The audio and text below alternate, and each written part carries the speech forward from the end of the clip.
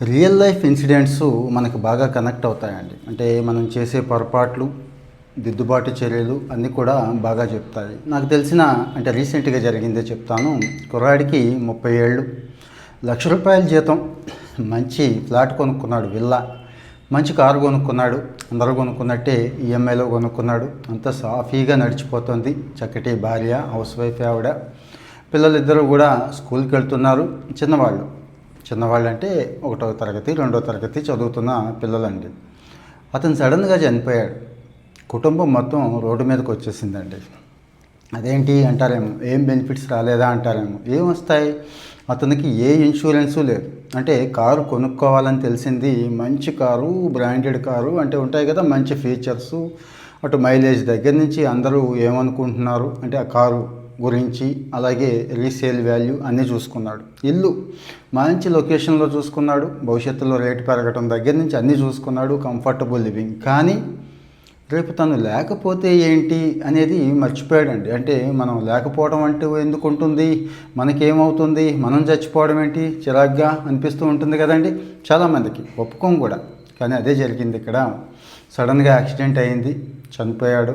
ఏమీ చేయలేని పరిస్థితి. అంటే ఏం చేస్తారు పాపం, భార్య బిడ్డలు ఏం చేస్తారు చెప్పండి. వాళ్ళు రోడ్డును పడిపోయారండి. అందరూ చేస్తున్న పొరపాటు ఇదేనండి. అంటే ఈరోజు 30-40 ఏజ్ గ్రూప్ వాళ్ళు మనకి ఎక్కువ కనెక్ట్ అయి ఉన్నారు కాబట్టి వాళ్ళ గురించి చెప్తాను. 25 ఏళ్లలో ఉన్న కుర్రాళ్ళు ఉన్నారు, వాళ్ళ గురించి చెప్తాను. టర్మ్ ఇన్సూరెన్స్ అండి. టర్మ్ ఇన్సూరెన్స్ అనగానే ముందు మనకి మెంటల్ బ్లాక్ ఒకటి ఉంటుందండి. సైకలాజికల్గా అసలు దాన్ని ఇష్టపడం. టర్మ్ అంటే ఏం కాదు, మనకి ఏదైనా అయితే, మనం చనిపోతే, మనకి ఏదైనా పెద్ద యాక్సిడెంట్ అయితే అసలు మనసు ఒప్పదు కదా అలాంటి వాటికి. కానీ జరిగే అవకాశం ఉంది, మన కళ్ళ ముందు జరుగుతుంది. ఎంతోమంది దారుణంగా చనిపోతున్నారు, కుటుంబాలు రోడ్డున పడుతున్నాయని తెలుసు. ఎక్కడైనా ఒకటి అలా చోట్ల ఆ కుటుంబానికి ₹1,00,00,000 వస్తే ఆ కుటుంబం హాయిగా సెటిల్ అవుతుందంటే తర్వాత భార్య పిల్లలు శుభ్రంగా ఉంటున్నారని తెలుసు. ఒకవేళ మనం లేకపోయినా కానీ వాళ్ళు హ్యాపీగా ఉండాలని కదండి కోరుకుంటాం. మరి చిన్న ఆలోచన మర్చిపోయారు అందరూ కూడా. సరే ఏం చేయాలి అంటే ఏం లేదండి. 20-25 ఏళ్లలో ఉన్నవాళ్ళు చక్కగా నెలకు ఒక 500 కదా పక్కన పెట్టగలిగితే ₹1,00,00,000 ఇన్సూరెన్స్ ప్లాన్ వస్తుంది. సరే, సబ్జెక్ట్ టు కరెక్షన్, రకరకాల కంపెనీలు ఉన్నాయి, ఇంకా బాగా ఇచ్చేవాళ్ళు ఉన్నారు. ఆన్లైన్లోకి వెళ్తే ఇంకా మంచి పాలసీలు దొరుకుతాయి. సెటిల్మెంట్ రేషియో ఎక్కడ బాగుందో చూసుకోండి, 1-2 సార్లు కనుక్కోండి, అక్కడే తీసుకోండి, ఏజెంట్లు మోసాలు అవి లేకుండా. ఇది ఈ మిలీనియల్స్ అంటున్నాం కదా, జెన్జెడ్ 1997 తర్వాత పుట్టిన వాళ్ళల్లో ఈ అవగాహన ఇంకా చాలా తక్కువ మందికి ఉంటుందండి. ఎందుకు ప్రత్యేకంగా ఇది చెప్పాల్సి వస్తుందంటే పూర్తిగా జీఎస్టీ జీరో అయిపోయింది. అంటే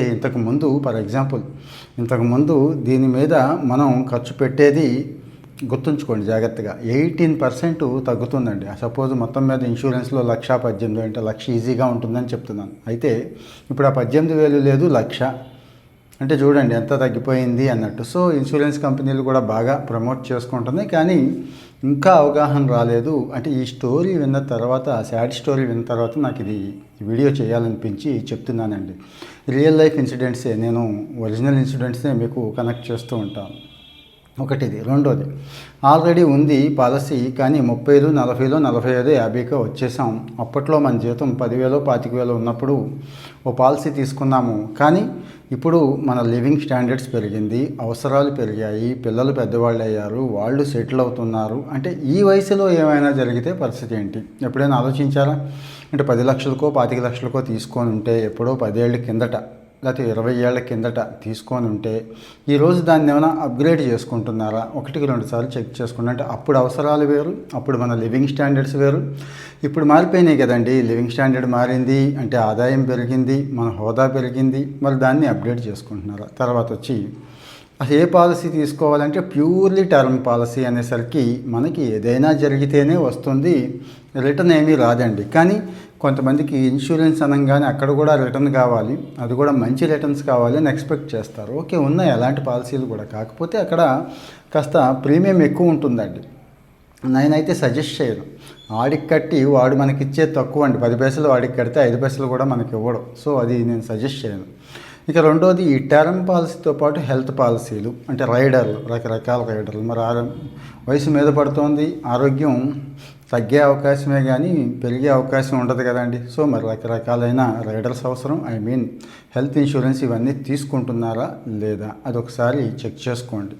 ఇంకొకటి, లోన్స్ పెడుతున్నప్పుడు అంటే హోమ్ లోన్ కానీ కార్ లోన్ కానీ ఏదైనా పెడుతున్నప్పుడు అక్కడ కూడా ఒక ప్రొవిజన్ ఉందండి. అది చాలామంది మిస్ అవుతున్నారు. అంటే కాస్త ఎక్కువ అవుతుంది కదా, ఎందుకు అడిషనల్గా మనకేం కాదు కదండి. లోన్ ఏదైతే తీసుకున్నామో దాని మీద ఇన్సూరెన్స్ ఉంటుందండి. సపోజ్ 50 లక్షల హౌసింగ్ లోన్ తీసుకుంటే దానికి ఇన్సూరెన్స్ చేయిస్తే మనకి ఏదైనా అయితే ₹1 కూడా మనం కట్టక్కర్లేదు, ఇల్లు మందైపోతుంది, అంటే ఆ రోజుకి సెటిల్ అయిపోతుంది అన్నట్టు.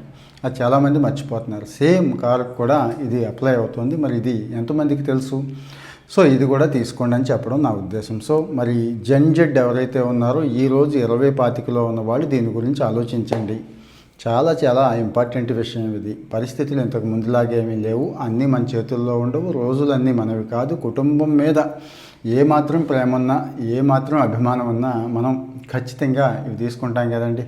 ఇంక తర్వాత వచ్చి ఈ పెద్దవాళ్ళు ఎవరైతే ఉన్నారో 30-40 దాటిన వాళ్ళని పెద్దవాళ్ళు అంటున్నాను, సారీ, మీరు కూడా ఆల్రెడీ తీసుకున్న పాలసీకి అడిషనల్గా పెంచుకోవడం ఆలోచించండి.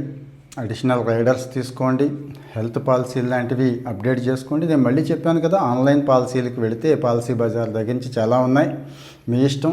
కానీ సెటిల్మెంట్ రేషియో గురించి నేను చాలా డీటెయిల్డ్గా ఇంతకుముందు ఒక వీడియో చేశాను, వెనక్కి వెళ్ళి చూడండి. ఏ కంపెనీకి ఎంత హయ్యెస్ట్ సెటిల్మెంట్, 99% సెటిల్మెంట్ ఎవరికి ఉంది, 98 ఎవరికి ఉంది, 97 ఎవరికి ఉంది, అన్నీ ఇచ్చానండి. అంటే జస్ట్ సెటిల్మెంట్ రేషియో ఒకటే చూసుకొని చేసేయమంటారంటే సెటిల్మెంట్ రేషియో ఇంపార్టెంట్. ఆ తర్వాత ఫ్రెండ్స్ని కూడా కనుక్కోండి. ఆ కంపెనీలో తీసుకున్న వాళ్ళు ఫ్రెండ్స్ ఉంటారు కదండి. అలాగే ఇక్కడ కూడా మన ఫాలోవర్స్ చాలామంది కామెంట్స్ పెడుతున్నారు, అవి కూడా తప్పేమీ లేదు, చదవండి. ఇవన్నీ చూసి ఒక డెసిషన్ తీసుకోండి. నా సలహా ఏంటంటే, అతనికి జరిగినట్టుగా మనకి జరగదని గ్యారంటీ లేదు. దయచేసి మీ సంపాదన ఎంతైతే ఉందో, సంవత్సరానికి సపోజ్ 10 లక్షలు సంపాదిస్తున్నారు అనుకోండి, దానికి 12 రెట్లు తీసుకోండి అంటారు. అంటే యావరేజ్గా అంత ఉండటం మంచి. అంటే 1,20,00,000కి పాలసీ తీసుకోండి అని చెప్పడం నా ఉద్దేశం. సో మరి దీని మీద మీకు అసలు అవగాహన ఉందా, అసలు లేదా? ఈ వీడియో చూసిన తర్వాత ఏమైనా అభిప్రాయం మార్చుకోవాలనుకుంటున్నారా? ఇంకా ఏమైనా ఇబ్బంది ఉందా? ఇంకో హెల్ప్ కూడా మనం చేద్దాం అనుకుంటున్నామండి. ఎవరైనా మన ఫాలోవర్స్లో మనకి కనెక్ట్ అయి ఉన్న వాళ్ళలో మంచి ఇన్సూరెన్స్ ఏజెంట్లు ఎవరైనా ఉంటే, మంచి సెటిల్మెంట్ రేషియో ఏదైనా ఉంటే దయచేసి చెప్పండి.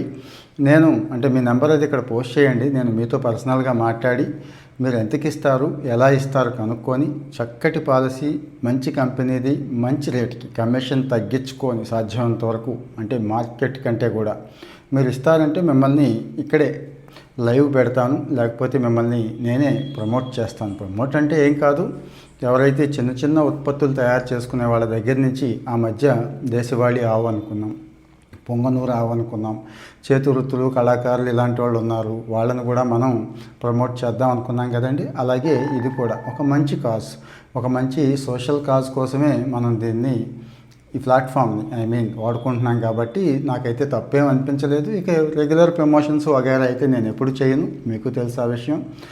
సో దయచేసి మరి మీ ఒపీనియన్ కామెంట్లో పెడితే నాకు కూడా కాస్త బూస్టర్ లాగా పనిచేస్తూ ఉంటుంది. బాగుంది అనుకున్నప్పుడు ఒక లైక్ ఇవ్వండి. ఎవరికి షేర్ చేయాలో మీకు తెలుసు. ఇప్పటికీ పాలసీ గురించి అవగాహన లేకుండా, బాధ్యత లేకుండా ఎవరైతే ఉన్నారో దయచేసి వాళ్ళకి షేర్ చేయండి. కనీసం మనం పంపించిన వాళ్ళలో ఒకళ్ళిద్దరిలో మనసులో మార్పు వచ్చినా రేపు వాళ్ళ కుటుంబాలు హాయిగా ఉండే అవకాశం ఉంటుంది. అందుకోసమే. Thank you.